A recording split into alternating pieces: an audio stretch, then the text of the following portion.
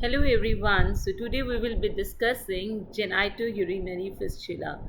So in the last 2022 exam, this was the hotshot favorite of the examiner. Let's see the questions. FMG जून 22 का question है ये हमें fistula identify करना था ठीक है so as you can see that fistula is here and this here the structure is bladder, and this structure, as you know, that this is vagina, right? This structure is vagina and this is bladder. So this was a fistula between the bladder and the vagina. So the answer to this question was, हम bladder को vesicle भी बोलते हैं. So the answer to this question was vesico-vaginal fistula. Let's move to the another question. This is a question from FMG December 2019. Okay, let's see what this question says. 32 years lady with uterine fetal death during the labor pains. So during the labor pains, the lady had fetal death. It means it is due to the fetal distress. Okay, after NVD, she continues to pass urine from your vagina. So the main complaint they have given, continues to pass urine from vagina. Urine normally comes from urethra, and this lady after the delivery, she is passing the urine from vagina.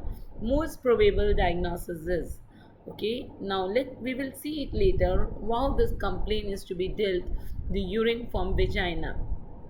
This is a question from NEET PG 2022. You were asked to prepare a discharge card. You were asked to prepare a discharge card of a patient who had vesico-vaginal fistula repair. Okay, who had vesico-vaginal fistula repair. For how long will you ask her to abstain from sexual intercourse and delay conception? So, as you all know, even intercourse and the conception, they both give a lot of pressure on the vagina. So that is why the recently repaired fistula patient should be told that they have to maintain abstinence, and they have to delay the conception, but for how much period? Okay, that is what they are asking. So you must have seen in all the recall videos, we were quite confused. All teachers were quite confused, but yesterday only I have got a answer from a standard book. So the answer to this question is C, 3-month abstinence and delay conception by 1 year. Okay, so the answer to this question, the lady who has undergone a recent vesical vaginal repair, she had to delay, she has to maintain abstinence for 3 months, and she has to delay the conception by 1 year. Let's study those. Let's study the all the genitourinary fistula in detail. Okay जैसे कि नाम ही बता रहा है, genito urinary fistula का मतलब है genital tract और यूरिनरी ट्रैक में कम्युनिकेशन हो जाता है, और फिर जो है एक फिस्टुलास बन जाते हैं. ठीक है, तो ये 5 टाइप्स के फिस्टुलास हैं, जिनमें से सबसे कॉमन जो है वो है वेजाइको वेजाइनल फिस्टुला. ठीक है, सो मोस्ट कॉमन इज, ये 3rd नंबर पे जो मैंने स्लाइड पे लिखा हुआ है, वेजाइको वेजाइनल फिस्टुला. वेजाइको वेजाइनल फिस्टुला का इंडिया में हमारी क्वेश्चन में हमारी कंडीशंस में जो मोस्ट कॉमन कॉज है वो है ऑब्स्ट्रक्टेड लेबर. देखते हैं होता क्या है. ठीक है, ऑब्स्ट्रक्टेड लेबर में क्या होता है कि ये देखिए, यहाँ पे फीटस का हेड अटक जाता है. ठीक है, ऑब्स्ट्रक्ट फीटस का हेड स्टक हो जाता है. जब इस तरह से फीटस का हेड स्टक हो जाता है, तो इस एरिया, ये फीटस का हेड बहुत सारा प्रेशर डालता है इस एरिया के ऊपर. ठीक है, तो इस एरिया के ऊपर बहुत सारा प्रेशर डालता है कॉन्ट्रैक्शन की वजह से, और फीटस का हेड अपने आप में एक बहुत बोनी चीज़, बोनी है, स्कल बोनी होता है, तो वो प्रेशर डालता है, प्लस कॉन्ट्रैक्शंस का प्रेशर आता है. तो इस पूरे एरिया में जो है इस्चीमिया हो जाता है. ठीक है, जितनी ज़्यादा देर ऑब्स्ट्रक्टेड लेबर रहेगी, उतना ज़्यादा हमें डर रहेगा कि उतना ज़्यादा ये प्रेशर बढ़ता जाएगा और इस्चीमिया बढ़ता जाएगा और कुछ ही देर में क्या हो जाएगा, इस्चीमिया नेक्रोसिस की वजह से जो है ये सारा एरिया जो है ये गल जाएगा। जहाँ जहाँ प्रेशर डल रहा था वो सारा का सारा एरिया जो है गल जाएगा। तो सबसे ज़्यादा प्रेशर इंटीरियरली डलता है, तो ऑब्स्ट्रक्टेड लेबर की वजह से यहाँ पे इस तरह से वेजाइको मतलब ब्लैडर और वेजाइना में फिस्चुला बन जाएगा। ठीक है, अब क्योंकि ये फिस्चुला बन जाएगा तो क्या होगा कि ये जो यूरिन है ये ड्रॉप करके वेजाइना से आएगा।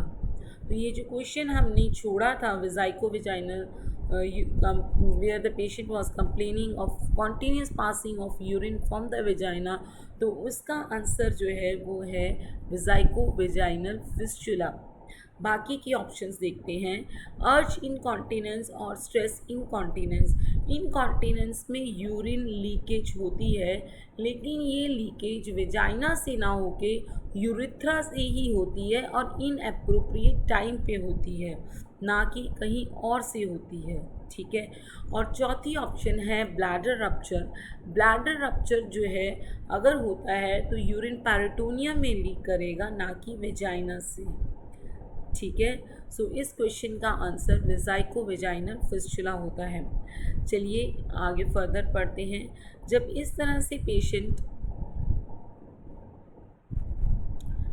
तरह से पेशेंट कंप्लेन करेगा तो हमने क्या करना है कि अब इस तरह की कंप्लेन लेके पेशेंट आएगा तो पेशेंट बोलेगा दिन रात 24/7 का यहाँ क्या मतलब है कि दिन रात जो है इस तरह से ड्रॉप करके यूरिन मेरे वेजाइना से आता रहता है।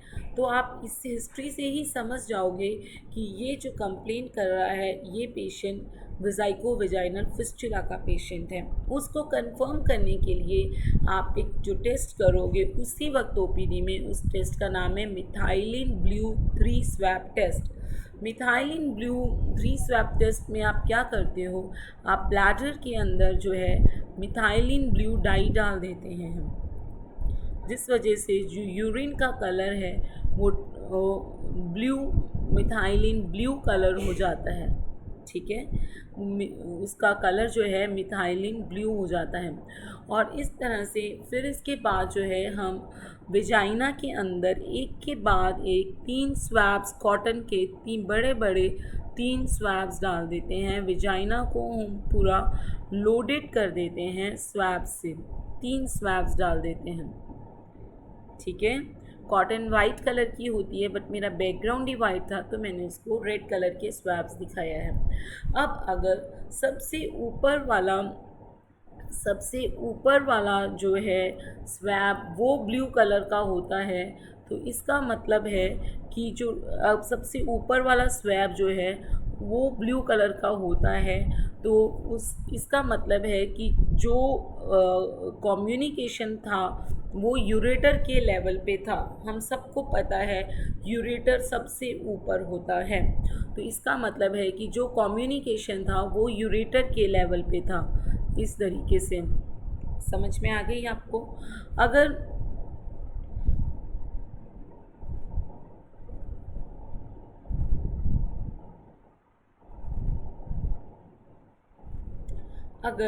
जो है मिडिल वाला स्वैब जो है वो ब्लू कलर का होता है तो इसका मतलब है कि जो कम्युनिकेशन है वो वेजाइकल और ब्लैडर और वेजाइना के बीच में है। इसका मतलब है कि फिस्चुला जो है वो यहाँ पे है।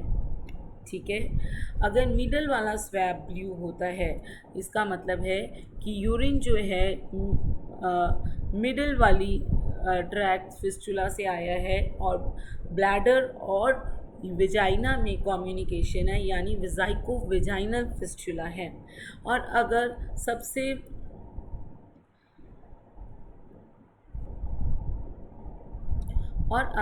सबसे नीचे वाला स्वैब जो है वो ब्लू होता है तो इसको हमें पता है कि सबसे नीचे जो है वो यूरिथ्रा होता है, तो इसका मतलब है कि डाई यहाँ पे यूरिथ्रा से यहाँ पर आई थी, तो कम्युनिकेशन जो है वो यहाँ पर है, यूरिथ्रा पे। फिर से बता रही हूँ, अगर सबसे ऊपर वाला होता है तो इसका मतलब है यूरिट्रो वेजाइनल फिस्चुला है। अगर बीच वाला है तो इसका मतलब है वेजाइको वेजाइनल फिस्चुला है। और अगर सबसे नीचे वाला है तो इसका मतलब है कि यूरिथ्रो वेजाइनल फिस्चुला है। ठीक है, तो इसका हमारा पेशेंट जो आपको पता है वेजाइको वेजाइनल फिस्चुला का था, तो हमारा तो मिडल वाला स्वैब ही ब्लू होगा। ठीक है, तो ये तो वो टेस्ट था जिससे कि हमने ओपीडी में ही डायग्नोस कर लिया। तो आपने देखा कि बहुत इजी है मिथाइलिन ब्लू से test, methylene blue 3 swab test से डायग्नोस करना। लेकिन ये जो है इतना कंफर्मेटरी टेस्ट नहीं है, कहने का मतलब है इतना अच्छा टेस्ट नहीं माना जाता है इसको। तो इसलिए जो है कंफर्मेटरी टेस्ट जो है वो सिस्टो यूरिथ्रोस्कोपी है। सो अगर आपको क्वेश्चन में बेस्ट टेस्ट पूछते हैं तो आप उसका आंसर सिस्टो यूरिथ्रोस्कोपी दोगे। और अगर आपसे जो है वो नेक्स्ट स्टेप पूछते हैं तो आप मिथाइलिन ब्लू 3 स्वैब टेस्ट दोगे। अब क्योंकि वेजाइको वेजाइनल फिस्चुला में जैसे कि आपने देखा कि कम्युनिकेशन जो है वेजाइकल या ब्लैडर और वेजाइना के बीच में होता है, तो जो है हमें वेजाइना से इन्फेक्शन चला जाता है और पेशेंट को यूटीआई रहता है, तो हमें यूरिन कल्चर भी भेजना होता है। तो एक बार ऑल इन नीट पीजी में क्वेश्चन आया था कि यूरिन कल्चर अगर हमें उसका भेजेंगे तो हम कहाँ कैसे लेंगे सैंपल, मिड स्ट्रीम लेंगे, फॉलिस कैथेटर से लेंगे, सुप्राप्यूबिक लेंगे या कैसे लेंगे। तो उसका आंसर है अगर हमें यूरिन कल्चर वेजाइको वेजाइनल फिस्टुला वाले का भेजना है तो हम उसका सैंपल जो है वो हम फॉलिस कैथेटर से लेंगे, क्योंकि फॉलिस कैथेटर काफ़ी ऊपर चला जाता है। ये देखिए, ये फॉलिस कैथेटर काफ़ी ऊपर चला जाता है और वो डायरेक्ट फ्रेश यूरिन जो वाला सैंपल जो है वो फॉलिस कैथेटर में आ पाएगा।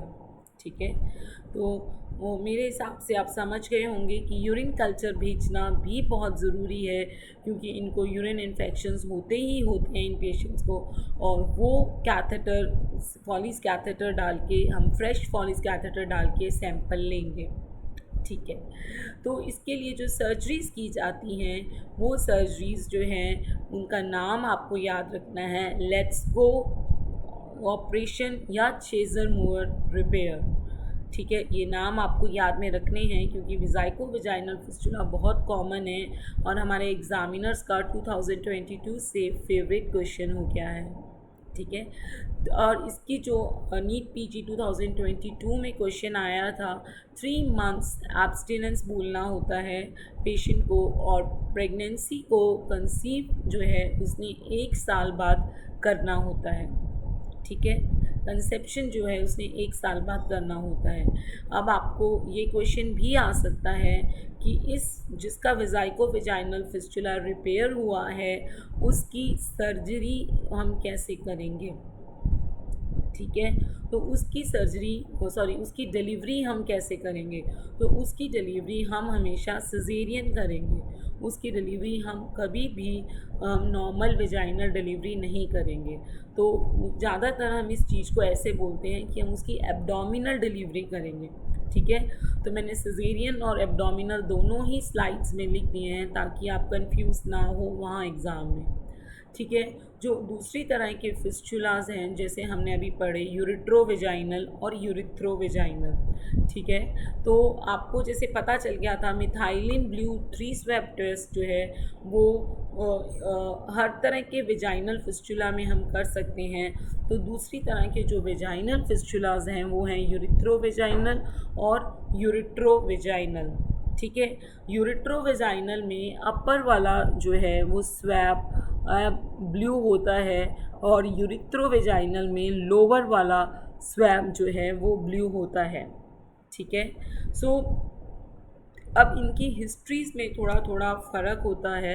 हिस्ट्रीज़ पे बहुत ज़्यादा आप लोगों को क्वेश्चंस आते हैं, इसलिए मैं आपको बताना चाहूँगी कि हिस्ट्रीज़ क्या होती हैं। यूरेट्रोवेजाइनल फिस्चुला में वो बोलता है कि देखो ड्रिबलिंग तो होगी अगर यूरेट्रोवेजाइनल फिस्चुला बना है, क्योंकि ये देखो कम्युनिकेट करेगा तो पेशेंट को। अगर यहाँ पे फिस्चुला बना है, ये ऊपर वाला फिस्चुला बना है, तो ड्रिबलिंग तो होगी, ठीक है, ड्रिबलिंग तो होगी, यूरिन तो आएगा वेजाइना में, यूरेट्रोवेजाइनल फिस्चुला में, पर उसका स्पिंक्टर कंट्रोल जो है वो बड़ा अच्छा होगा। वॉलेंट्री कंट्रोल जो है, आप हमारी वीडियोस में देखोगे कि सारा जो वॉलेंट्री कंट्रोल है वो एक्सटर्नल यूरिथ्रल स्पिंक्टर पे होता है, और एक्सटर्नल यूरिथ्रल स्पिंक्टर यहाँ पे होता है। तो यूरेट्रोवेजाइनल फिस्चुला में जो पेशेंट बताते हैं वो ये बताते हैं हिस्ट्री कि मेरी ड्रिबलिंग तो हो रही है, मुझे यूरिन तो पास हो रहा है वेजाइना से, बट वो यूरिन तो पास हो रहा है वेजाइना से, लेकिन मेरा वॉलेंट्री कंट्रोल बहुत अच्छा है, ठीक है। और ये जो ड्रिबलिंग है ये काफ़ी कम होती है as comparison to the vesico vaginal fistula, क्योंकि वेजाइको यूरेटर में तो थोड़ा सा ही यूरिन होता है, और यूरेटर में तो थोड़ा सा ही यूरिन होता है, और ब्लैडर में ये बहुत सारा यूरिन होता है, ठीक है। तो small dribbling but voluntary control maintain, तो then that of course it is urethrovaginal fistula.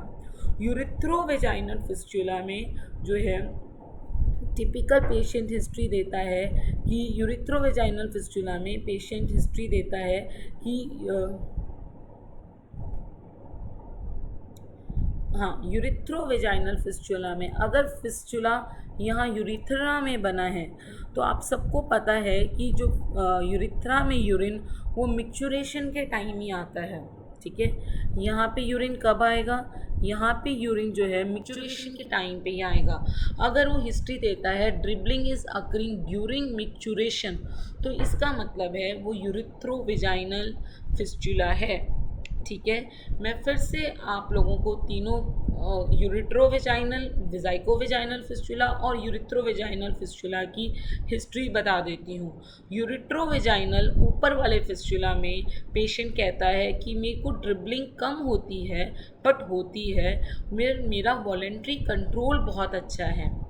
वेजाइकोवेजाइनल fistula में बोलता है कि ड्रिबलिंग मुझे 24 घंटे और 7 दिन होती है, हफ्ते में 24 घंटे 7 दिन होती है, और जो है मेरा यूरिन वेजाइना से आता ही रहता है। और यूरेट्रोवेजाइनल फिस्चुला में ये ड्रिबलिंग सिर्फ और सिर्फ मिक्चुरेशन के टाइम पे होगी, ठीक है। अब इसके बाद हम दूसरे फिस्चुलास पढ़ते हैं,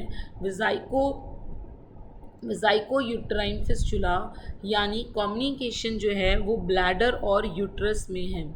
ये कम्युनिकेशन कब बनता है, जब उस पेशेंट के बहुत सारे सिजेरियन हुए होते हैं। ये कम्युनिकेशन जो है तब बनता है जब उस पेशेंट के बहुत सारे सिजेरियन हुए होते हैं। सिजेरियन के टाइम पे हम क्या करते हैं, यहाँ जो इसके बीच में इस तरीके से पैरिटोनियम होती है, हर सिजेरियन में वो हम रिफ्लेक्ट करते हैं बेबी आउट के टाइम पे। तो जितनी बार सिजेरियन होगा ये जो पैरिटोनियम है ये पतली होती जाएगी, और जो है एक दिन ज़्यादा सिजेरियन से ये जो है यहाँ फिस्चुला बन जाएगा, ठीक है। इसके अंदर क्या होगा, अब आप सबको पता है यूट्रस में यहाँ पे एंडोमेट्रियम होती है, तो जब ये पेशेंट मेंस्ट्रुएट करेगा तो यहाँ से जो ब्लड है या मेंस्ट्रुअल ब्लड है वो जो है ब्लैडर में आ जाएगा, और पेशेंट की कंप्लेन होगी साइक्लिकल हीमैट्यूरिया या मीनोयूरिया की, ठीक है। और रेक्टोवेजाइनल फिस्चुला क्या होता है, पेशेंट का फिस्चुला जो है यहाँ पे रेक्टम और वेजाइना में बन जाता है। इसका सबसे ज़्यादा कॉमन रीज़न होता है, आपको पता है कि कंप्लीट पेरिनियल टियर में रेक्टम भी फट जाती है। अगर वो रेक्टम जो है कंप्लीट पेरिनियल टियर किसी ने ढंग से नहीं रिपेयर किया है तो वो जो है रेक्टोवेजाइनल फिस्चुला बन जाता है। ठीक है। इसके अंदर जो पेशेंट हिस्ट्री देता है वो ये देता है कि मुझे वेजाइना से फीसेस आते हैं और फ्लैटस पास होता है। ठीक है। और इस रेक्टोवेजाइनल फिस्चुला को ठीक करने के लिए हमें पहले पेशेंट को जो है कोलोस्टमी करनी पड़ती है, कोलोस्टमी करनी पड़ती है। फिर 3 मंथ्स के बाद जो है हम उसको रिपेयर करते हैं। ठीक है। तो 3 मंथ्स हमें कोलोस्टमी करनी पड़ती है और फिर 3 मंथ्स के बाद हम उसको रिपेयर करने पड़ता है। तो ये था एक छोटा सा वीडियो ज़ाइगोवेजाइनल फिस्चुला के बारे में। सी यू सून।